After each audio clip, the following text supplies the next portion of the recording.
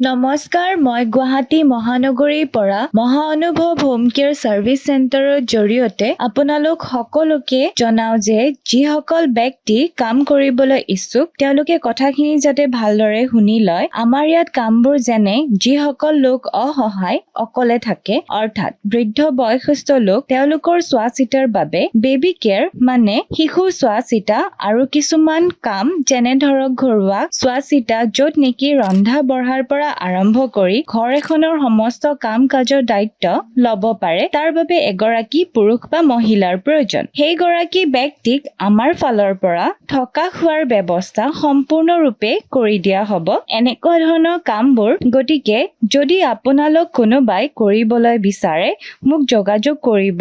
যোগাযোগৰ বাবে ফোন নম্বৰটো মই ভিডিঅ'টো স্ক্ৰীনত দি দিছো, মোক কন্টেক্ট কৰি ল'ব। শেষত আপোনালোকে ভিডিঅ'টো সকলোৱে যাতে শ্বেয়াৰ আৰু ফলো কৰি দিয়ে। ধন্যবাদ।